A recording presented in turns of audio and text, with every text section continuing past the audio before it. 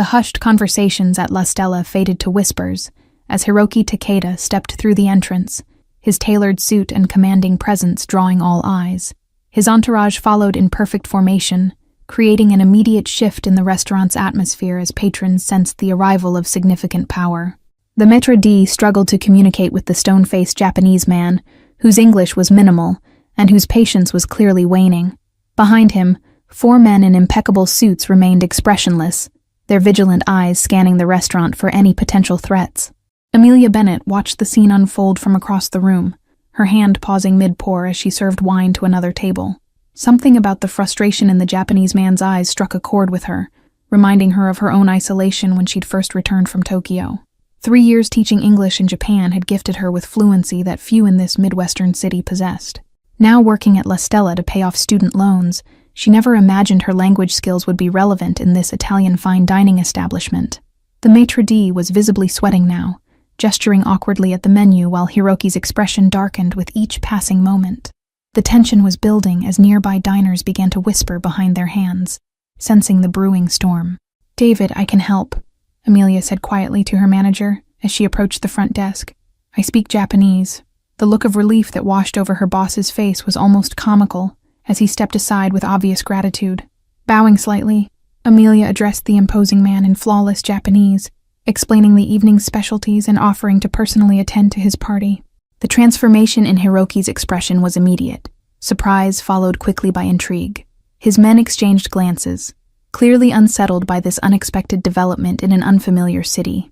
Only Hiroki smiled, a subtle upturning of his lips that didn't quite reach his calculating eyes as he assessed the American waitress who spoke his language like a native. "How unusual to find someone who speaks Japanese so well in this place," he remarked, switching to his native tongue with evident relief. "Perhaps this evening won't be a complete waste after all."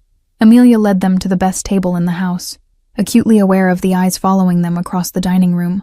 She could feel the weight of attention from both Hiroki's men and the other diners, creating a strange spotlight effect she hadn't anticipated. 2 men at the bar watched with particular interest, local crime figures who recognized a foreign power when they saw one. Their whispered conversation grew heated as they observed the unexpected connection forming between the waitress and the Japanese visitors. Carlo Vittori tapped his glass nervously, his eyes never leaving the Japanese group. "That's Hiroki Takeda," he murmured to his companion. "Yakuza leadership from the West Coast, expanding territory. And now he's found someone who speaks his language." Word spread quickly through the restaurant staff. The dangerous-looking Japanese men had requested that Amelia be their exclusive server. Manager David hesitated before approaching her in the kitchen, concern evident on his face as he explained who they believed their guests to be. "Be careful with them, Amelia," David warned, glancing nervously toward the dining room. "Just serve them well and don't get involved. Men like that are nothing but trouble, no matter what language they speak." Amelia nodded obediently, but as she pushed through the swinging door with a tray of appetizers, she couldn't help feeling a strange sense of destiny. Something significant had just begun, connecting her small world to something much larger and more dangerous than she had ever imagined. Hiroki savored the bruschetta, nodding appreciatively as Amelia described each dish in Japanese. His men remained stoic, but their rigid posture relaxed slightly as the evening progressed, the familiar language creating an unexpected bubble of comfort. "Your Japanese is exceptional," Hiroki commented, studying her with renewed interest. "Few Americans take the time to truly understand our language, let alone the subtleties of proper address and honorifics." Amelia explained her years in Tokyo, teaching English while immersing herself in the culture. She spoke of cherry blossom festivals and quiet temples, of calligraphy classes and the elderly neighbor who'd treated her like a daughter, patiently correcting her pronunciation. Nostalgia softened Hiroki's typically guarded expression, as Amelia's descriptions transported him momentarily back to his homeland. For a brief moment, the feared Yakuza boss was simply a Japanese man far from home, finding unexpected connection in a foreign city. "I miss the sound of temple bells in the morning," he admitted, surprising himself with the personal disclosure. His lieutenants exchanged glances, unused to seeing this side of their typically stoic leader. Carlo and his associate continued their surveillance from the bar, tension evident in their rigid postures. The unexpected rapport between the waitress and the Yakuza boss complicated matters, introducing an unpredictable element to an already volatile situation. As the main course arrived, Hiroki dismissed his guards to a separate table, an unprecedented move that signaled his growing comfort. Alone now with Amelia as she served his Wagyu steak, he spoke more freely, asking about her experiences in his homeland. Their conversation flowed naturally between courses, shifting from formal exchanges to more personal territory. Hiroki described his hometown near Kyoto, careful to omit details of his professional life while sharing memories of his childhood landscape with unexpected eloquence. Language is more than words, he mused, swirling his wine thoughtfully. It carries culture, history, a way of seeing the world that cannot be translated simply by exchanging vocabulary. Amelia nodded in understanding, sharing how Japanese had changed her perception, teaching her patience and attention to detail.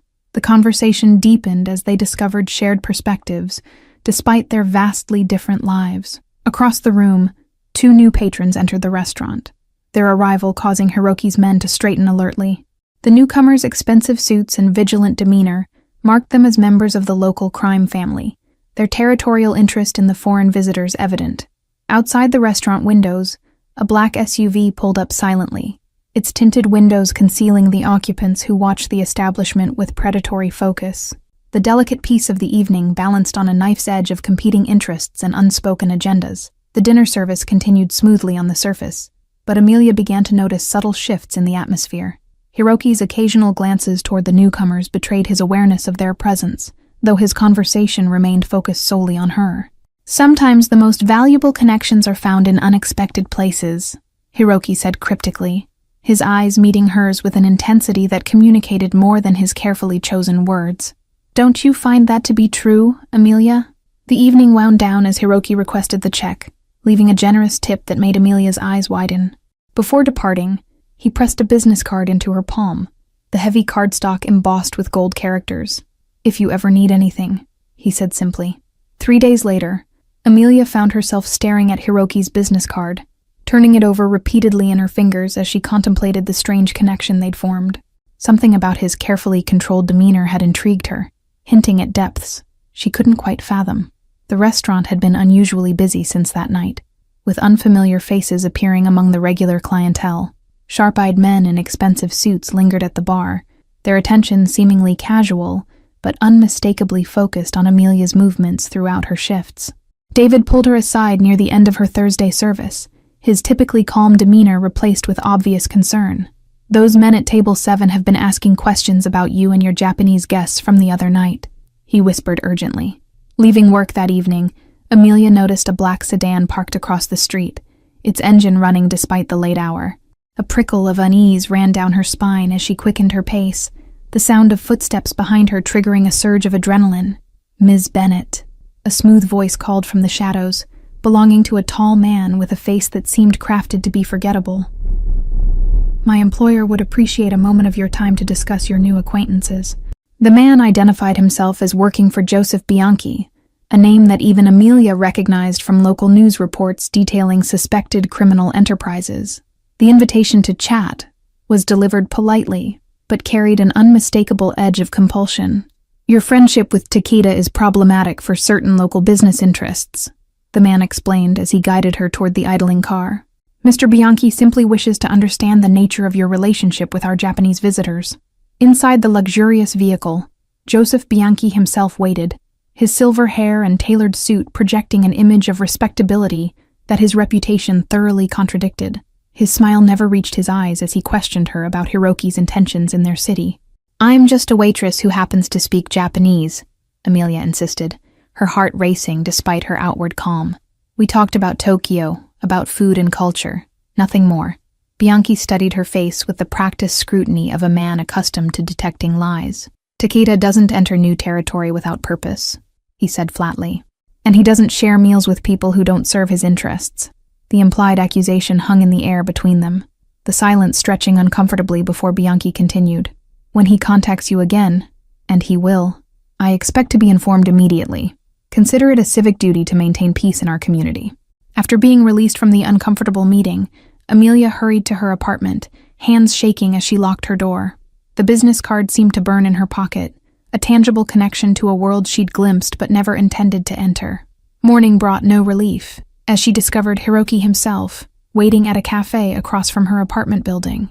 His solitary presence without his usual entourage somehow made him appear more dangerous rather than less, like a predator confident enough to hunt alone. "I apologize for the intrusion," he said in Japanese, as she reluctantly joined him, sliding a cup of coffee across the table. "But I needed to speak with you away from interested observers." Hiroki explained that his presence in the city was business-related, involving negotiations with certain local enterprises. Her unexpected ability to serve as translator had complicated matters, placing her squarely between opposing forces neither willing to trust outsiders. "Bianchi's men approached you last night," he stated, rather than asked, his expression darkening at her surprised confirmation. "You've become a variable in an equation that was already precariously balanced." "I can help you," Amelia said, surprising herself with the offer that escaped her lips before she could consider its implications. "If translating during your negotiations would settle things peacefully, I'm willing to do it." Hiroki's dark eyes studied her face, searching for ulterior motives or fear beneath her determined expression. His fingers tapped lightly against the table, as he considered the unprecedented proposition from this civilian who'd inadvertently stepped into his world. "You understand that once you enter this room, these men will never again see you as just a waitress," he warned, his voice dropping to ensure privacy. "You will become part of something that cannot be easily left behind." Amelia thought of her mundane life, the endless student loan payments, the apartment with peeling paint, the string of dates with men who found her fascination with Japanese culture strange rather than interesting. Perhaps this dangerous deviation was exactly what she needed. "The meeting will take place tomorrow evening in the private dining room at La Stella," Hiroki explained, sliding a sleek phone across the table. "Use this to contact me only. It's secure and untraceable." The weight of the decision settled on Amelia's shoulders as she walked home, the new phone heavy in her pocket. She had glimpsed the dangerous waters beneath Hiroki's calm surface, yet found herself drawn to his world of unspoken rules and hidden power. That evening, she researched Joseph Bianchi thoroughly, uncovering news articles about suspected illegal operations and charitable contributions alike. The local crime figure maintained a veneer of legitimacy that Hiroki, as a foreign operator, couldn't access. A text message illuminated her new phone near midnight. "Their territory, our terms. Be prepared for resistance." The cryptic warning from Hiroki kept her awake until dawn, questioning the wisdom of her impulsive offer. The private dining room glowed with subdued lighting when Amelia arrived the next evening, her black dress a deliberate choice to blend into the background. David's questioning glance followed her as she bypassed her regular station to head toward the back of the restaurant. Hiroki waited alone, his usual guards positioned discreetly outside the room. His approving nod at her attire confirmed she had correctly understood the need to appear professional rather than conspicuous for this unusual meeting. "Remember, translate exactly, without embellishment or omission," he instructed, adjusting his platinum cufflinks. "Their words may be hostile, but your voice must remain neutral. You are simply a conduit between worlds." The heavy oak door swung open as Joseph Bianchi arrived with 2 associates, their expressions hardening at the sight of Amelia standing beside Hiroki.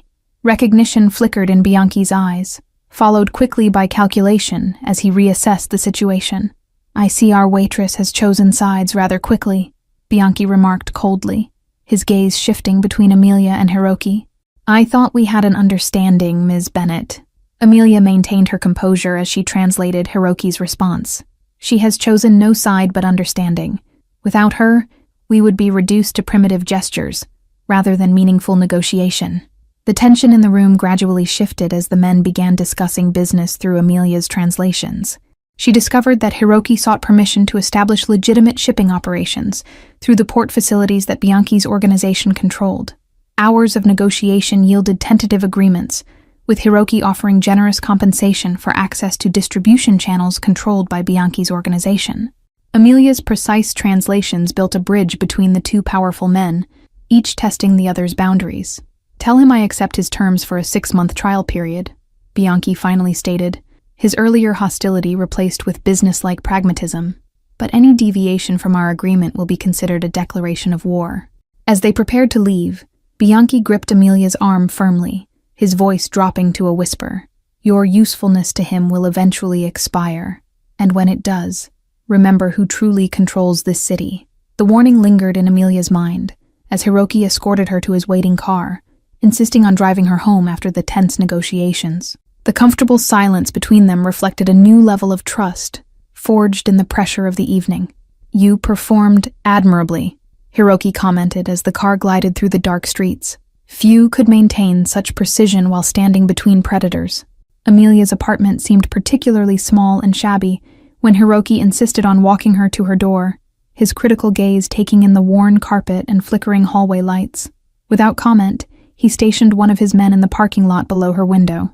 Morning brought a courier with an envelope containing a substantial cash payment and a note in elegant Japanese script. For services rendered with honor, the first installment of many. The amount would cover 3 months of her rent and a significant portion of her student debt. Conflicting emotions warred within her as she stared at the money. Relief at the financial breathing room, unease at how easily she'd stepped into this gray world, and an undeniable thrill at being valued for skills she'd acquired purely for love of a culture. Her shift at La Stella that evening felt surreal, serving pasta and pouring wine, as if the previous night's high-stakes negotiation had been a dream. Only David's concerned glances and the occasional black-suited man dining alone confirmed her new reality. A week of relative normalcy passed before Amelia noticed the tail, a nondescript sedan that appeared too frequently in her rearview mirror. Whether Bianchi's surveillance or protection from Hiroki, the constant watching eyes created a persistent unease. The delicate peace shattered on a quiet Tuesday evening when Amelia returned to find her apartment door slightly ajar. Inside, drawers had been methodically emptied, her personal papers examined but nothing apparently stolen. A message rather than a robbery. Her trembling fingers dialed Hiroki's secure line, his calm voice answering on the first ring. "They're testing boundaries," he explained after hearing her description. "Pack essentials. My driver will collect you in 20 minutes. The sleek black car whisked her to an elegant high-rise downtown, where Hiroki maintained a penthouse suite for business visits. The contrast between her modest apartment and this luxurious space emphasized the vast difference between their worlds. Amelia ran her fingers along the spines of leather-bound books in Hiroki's study, Japanese classics alongside Western economics texts and maritime law volumes, revealing intellectual depths she hadn't anticipated in a man defined by others solely through fear. The carefully curated collection spoke of a mind seeking understanding beyond the boundaries of his inherited world. Through floor-to-ceiling windows, the city sprawled below like a circuit board of lights and shadows, neighborhoods divided by invisible boundaries more powerful than any physical wall. From this elevated perspective, the territories that men killed to control seemed simultaneously vast and insignificant against the backdrop of the greater metropolitan expanse. "You'll be safe here until we determine the extent of Bianchi's intentions," Hiroki explained, showing her to a guest suite with floor-to-ceiling windows overlooking the city. "My men will retrieve whatever you need from your apartment tomorrow." Dawn painted the city skyline in hues of gold and pink as Amelia sipped tea by the window, contemplating how rapidly her ordinary life had transformed. The expensive porcelain cup in her hands seemed to symbolize her transition from observer to participant in Hiroki's world. Her phone chimed with a message from her manager. "Where are you? Bianchi's nephew is here asking questions. Call me." The growing ripples of her involvement threatened to engulf her workplace and colleagues, innocent bystanders to her choices. Hiroki entered the living room in an immaculate suit, his calm demeanor a stark contrast to her internal turmoil. "My associates have intercepted communications suggesting Bianchi believes you understand more than you translated," he informed her, his voice carefully neutral. The accusation hung in the air between them, a dangerous misunderstanding that could escalate the fragile truce into open conflict. Amelia struggled to comprehend how her precise translations could have been misconstrued as deception. Memories of her grandmother's warnings about getting involved with powerful men flashed through Amelia's mind. The elderly woman had fled war-torn Europe decades ago, carrying nothing but wisdom earned through suffering and a fierce determination to protect her family from future harm. "There are moments that define us," her grandmother had said, "not by the choices presented, but by our courage to seek options others cannot see." Those words resonated now, as Amelia found herself caught between criminal empires, searching for a third path. Rain began tapping against the penthouse windows, the gentle rhythm providing a momentary distraction from the tension in the room. Hiroki moved to adjust the blinds, his silhouette against the stormy backdrop revealing a moment of unguarded vulnerability rarely displayed. A notification on Hiroki's secure tablet revealed surveillance photos of Bianchi meeting with port officials earlier that day. The images showed animated conversation and the exchange of documents, suggesting preparations for a move against Hiroki's shipping interests were already underway. "My grandfather believed that true influence lies not in controlling territory, but in becoming essential to all who operate within it, Hiroki said, his voice softer than usual as he shared a rare personal insight. Perhaps your role embodies his philosophy more than my own approach has. I need to know what you're really involved in, Amelia demanded suddenly, her fear transforming into determination. If I'm risking my life, I deserve the complete truth about what I've stepped into. Hiroki's expression remained impassive, but something shifted in his eyes. Respect, perhaps, for her courage. Without speaking, he gestured for her to follow him into his home office, where a digital map displayed his organization's legitimate business holdings. My family has controlled shipping routes across the Pacific for generations, he explained, his finger tracing lines between ports. What began as traditional Yakuza operations has evolved into legitimate enterprise, though the old ways still inform our methods. Amelia listened intently as Hiroki revealed his true purpose, establishing legal trade relationships that would eventually allow his organization to transition completely away from criminal enterprises. Bianchi's territories represented the final link in his legitimate supply chain. The old guard resists change, Hiroki continued, his usually stoic expression revealing a flash of frustration. Bianchi sees only threat, not opportunity, in our evolution toward legitimacy. A sharp knock interrupted their conversation, as Hiroki's lieutenant entered with urgent news. Bianchi's men had been observed meeting with a rival Yakuza family from the East Coast, suggesting an alliance against Hiroki's interests. They will move against us soon, Hiroki concluded, his tactical mind already formulating countermeasures. You must decide now, Amelia. Disappear with our help to start a new life elsewhere, or stand with us through what comes. The weight of the choice pressed on her as images flashed through her mind. Her simple life as a waitress, the unexpected respect she'd found in Hiroki's world, the danger that now surrounded both options. No path led back to the safety of her former existence. I want to help negotiate peace, she decided finally, squaring her shoulders despite her racing heart. I'm the only link between these worlds, the only one who understands both sides without decades of prejudice and rivalry. Hiroki studied her with newfound interest, seeing not just a useful translator, but a strategist who recognized leverage others had overlooked. Her unique position as an outsider might indeed offer possibilities that traditional approaches couldn't achieve. Your courage honors us, he said formally, bowing slightly in a gesture that communicated genuine respect.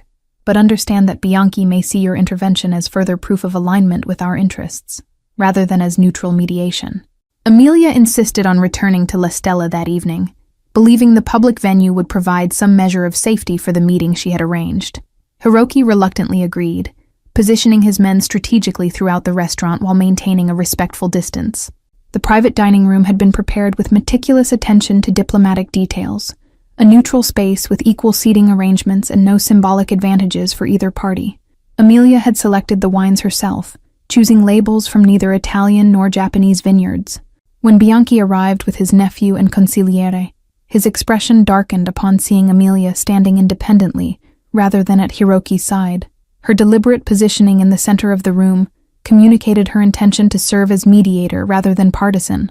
Gentlemen, she began in English, her voice steady despite her racing heart.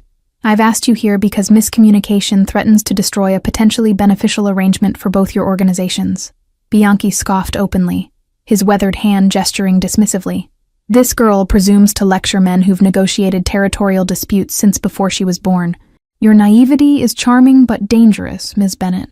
Undeterred, Amelia continued in Japanese, explaining to Hiroki that the perceived slight was posturing rather than genuine dismissal. Her nuanced translation softened the insult, while preserving the essential message, demonstrating her value immediately. Ask him why he met with the Tanaka family, Hiroki demanded in Japanese, his composure betrayed only by the slight tensing of his shoulders. Their presence in this territory violates the preliminary agreements we established. The accusation hung in the air as Amelia translated, her inflection carefully neutral despite the dangerous territory they were entering. Bianchi's expression shifted from dismissive to calculating as he realized Hiroki's intelligence network had reached further than anticipated. Business insurance, Bianchi replied after a tense silence, his eyes never leaving Hiroki's face even as he addressed Amelia. Your employer's reputation precedes him. The Takeda family has eliminated partners after gaining territorial footholds. As Amelia translated this accusation, she noticed a subtle change in Hiroki's expression, not anger at the insult, but something closer to recognition. The reputation that preceded him was based on his father's methods, not his own evolving approach to business. "Tell him," Hiroki said quietly, "that the old ways die with the old generation. My father's methods served their purpose in their time, but I seek sustainability, not conquest." Before Amelia could translate, the restaurant's ambient noise diminished abruptly, the normal dining sounds replaced by hurried footsteps and urgent whispers. Through the partially open door, she glimpsed David ushering regular patrons toward the exits. "We have company," Bianchi's nephew announced, his hand moving instinctively toward his jacket. "Tanaka's men just entered the main dining room, at least 6 that I can see." The fragile diplomatic bubble burst as both Hiroki and Bianchi realized the implications simultaneously. They had been maneuvered into position by a third party seeking to eliminate both territorial claims in one strategic move.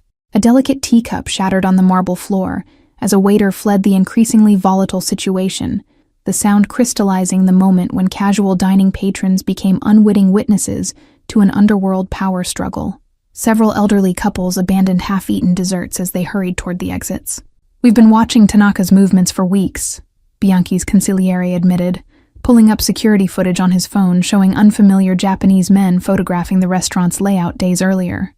"We suspected they might make a move, but not during our negotiation." Hiroki's expression hardened into something ancient and dangerous, revealing the heritage of violence that underpinned his modern business facade. His hand moved subtly, adjusting his tie clip, a movement Amelia now recognized as checking access to the concealed blade within. Through the chaos, Amelia noticed David ushering the kitchen staff toward safety, the restaurant manager's previous suspicions about her new associates now validated in the most terrifying way. Their eyes met briefly across the room, his expression conveying both accusation and concern.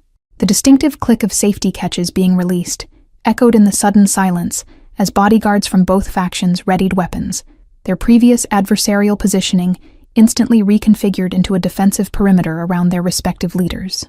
The choreography of violence required no translation. "They waited until we were together, distracted by negotiations," Hiroki concluded grimly, nodding to his lieutenant who immediately began coordinating their defense through a discreet earpiece. "This was always their plan." "We need to move," Bianchi directed, his earlier antagonism toward Hiroki instantly replaced by the pragmatism of shared danger. "The kitchen has a service exit that leads to the alley behind the building." Amelia's restaurant knowledge suddenly became tactical intelligence, as she quickly described the building's layout to both men, identifying potential escape routes and defensible positions. Her calm assessment earned a surprised look of approval from Bianchi's consigliere. The sound of breaking glass from the main dining room accelerated their decision-making, with Hiroki's security chief reporting that Tanaka's men were methodically securing all visible exits. Their coordinated movements suggested this attack had been planned for days. "My car is 2 blocks east with additional men," Hiroki offered, his tactical mind already shifting from escape to counteroffense. "If we can reach it, we have both manpower and weapons advantage." Bianchi nodded in agreement, years of street warfare experience evident in his quick strategic assessment. "My nephew will lead through the kitchen, while my men create a diversion near the main entrance to draw their attention away from our movement." As they prepared to execute their hasty escape plan, Amelia found herself being handed a small-caliber pistol by Bianchi's consigliere. "Just in case," he explained with a grim smile. "You've become too valuable to lose in the crossfire." The cool metal felt foreign in her hand, its deadly purpose a stark reminder of how far she had traveled from her former life in just 2 weeks. Hiroki noticed her discomfort, but said nothing, respecting her right to protect herself in a world she hadn't chosen. Their unlikely alliance moved in practiced formation through the kitchen, where terrified staff huddled beneath stainless steel counters. Amelia paused briefly to reassure David, promising explanations that she wasn't entirely certain she could deliver. The service corridor narrowed as they approached the exit, forcing them to proceed in single file through the tight space. The vulnerability of their position wasn't lost on anyone, each footstep measured and deliberate to minimize sound. The heavy metal door swung open to reveal the narrow alleyway bathed in the harsh glow of security lights. Freedom seemed tantalizingly close, until the distinctive silhouettes of armed men appeared at both ends of the passage, effectively trapping them. "Takeda-san," a voice called out in Japanese from the shadows. "Your father sends his regards and his disappointment. The family council has deemed your American venture unconventional." The revelation struck Amelia with stunning clarity. Hiroki wasn't just expanding territory. He was defying his family's traditional operations. His pursuit of legitimacy represented internal rebellion as much as external business strategy. The weight of generational expectations pressed upon Hiroki's shoulders, visible in the momentary slump that betrayed his usually perfect posture.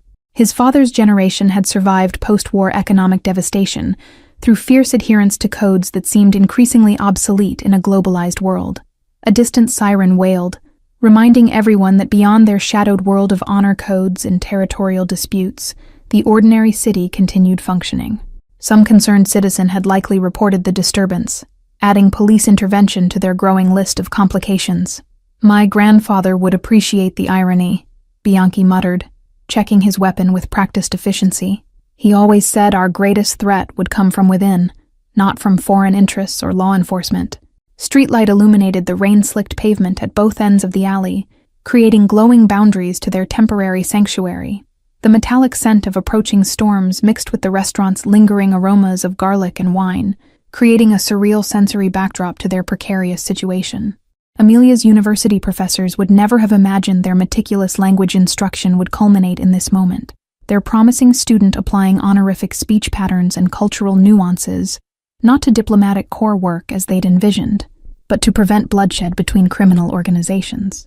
A tense standoff ensued, with Bianchi's men instinctively forming a defensive position alongside Hiroki's security detail. Former adversaries now stood shoulder to shoulder, their combined force creating momentary hesitation among the Tanaka soldiers. "Tell them who I am," Amelia suddenly whispered to Hiroki, an audacious plan forming in her mind. "Tell them I'm your diplomatic envoy, formally recognized under the old codes." Hiroki's eyes widened slightly at her suggestion, invoking ancient Yakuza protocols that protected designated messengers between families, even during active conflicts. It was a desperate gambit based on her limited understanding of their honor systems.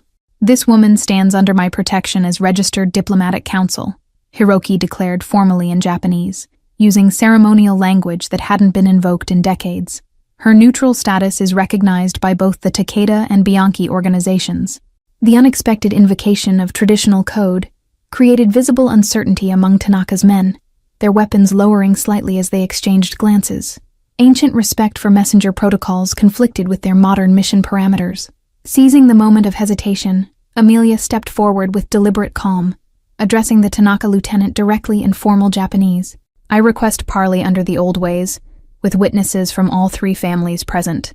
The boldness of her request, coming from an American woman in the middle of a Yakuza conflict, created a surreal pause in the violence. Cultural reverence for tradition battled against tactical objectives, as the Tanaka lieutenant visibly struggled with the unexpected development. "The council chamber at the Harbor Hotel," the lieutenant finally responded, naming a neutral location respected by all the city's criminal enterprises. 1 hour, 3 representatives from each family, unarmed. As the standoff dissolved into tense but non-violent withdrawal, Bianchi turned to Amelia with newfound respect in his eyes. "Where did you learn about diplomatic council status in Yakuza protocol? That knowledge isn't in any language textbook I've ever encountered." "My elderly neighbor in Tokyo," she explained, her hands still trembling from adrenaline. Her father had been Oyabun of a small family before the war. She told stories I never imagined would become relevant to my life. The Harbor Hotel's council chamber had witnessed decades of underworld negotiations, its elegant decor concealing the often violent histories of those who gathered there. Amelia entered flanked by Hiroki and Bianchi, their unprecedented cooperation drawing curious glances. The Tanaka representatives arrived precisely on time, their formal attire and ceremonial manners reflecting the gravity with which they approached this unusual summit. The eldest among them, a distinguished man with silver temples, bowed respectfully to Amelia. "We recognize the American Diplomatic Council," he stated formally in Japanese, acknowledging her status before addressing Hiroki directly. "Your father's concerns focus on abandonment of tradition, not expansion of territory." Through Amelia's precise translations, a remarkable dialogue unfolded, Hiroki articulating his vision of evolution rather than abandonment, Bianchi describing the economic advantages of legitimacy, and the Tanaka elder gradually revealing his own family's struggle with changing times. The distant harbor lights blinked through the chamber's tall windows, reminding all present of the maritime commerce that had sustained their organizations for generations. Ships from across the Pacific silently docked and departed, carrying legitimate cargo alongside carefully hidden contraband, a physical manifestation of the dualities they now discussed. My daughter studies international business at university, the Tanaka elder revealed unexpectedly, his weathered face softening momentarily. She speaks of supply chain transparency and corporate governance with the same passion my father once discussed territory and tribute. Photographs of previous generations of leaders lined the wood-paneled walls, stern-faced men whose unwavering gazes seemed to judge their descendants' contemplation of change. Tradition hung heavy in the room, both burden and foundation for the unprecedented conversation taking place. Bianchi removed his suit jacket as the night progressed, revealing ornate tattoos peeking from beneath his crisp shirt cuffs, visual evidence of his own journey through old traditions before embracing the veneer of legitimate business. The gesture symbolized a lowering of barriers rarely witnessed in cross-family meetings. A detailed map of the city port facilities spread across the antique table, coffee cups and water glasses weighing down its corners, as three men who had spent decades maneuvering against each other now traced potential collaborative shipping routes with surprising enthusiasm. Their fingers occasionally overlapped on the paper, decades of ingrained suspicion temporarily suspended. The old ways preserved us through occupation, war, and economic collapse, the Tanaka elder reflected, his weathered face solemn. But perhaps preservation and adaptation are not mutually exclusive concepts. As dawn approached, a framework emerged that would have seemed impossible hours earlier, a collaborative business model incorporating all three families, with legitimate operations supported by traditional honor structures rather than violence. The waitress who speaks our language has become the architect of our future, the Tanaka elder remarked with subtle humor as they prepared to depart. Perhaps this is what the old stories meant about strength coming from unexpected sources. 2 months later, Amelia stood in Lustella's newly renovated private dining room, now officially designated as neutral ground for ongoing negotiations between the families. Her position as recognized diplomatic counsel had evolved into a formal role with responsibilities and privileges she was still learning to navigate. Hiroki entered alone, his customary security detail now unnecessary in this carefully established neutral territory. Their relationship had evolved beyond translator and client, into a partnership built on mutual respect and shared vision for bridging worlds. The first shipments cleared customs yesterday, he reported, satisfaction evident in his typically reserved expression. My father has requested to meet the American woman who accomplished what 3 generations of conflict could not. The invitation to Tokyo represented both professional recognition and personal milestone. Amelia's accidental involvement in their world had transformed not only her life, but the very power structures she had inadvertently influenced. Thank you all for following this story. If you're enjoying it, write in the comments where you're watching from, and don't forget to like, subscribe, and share the video, because your support is important for me to continue here.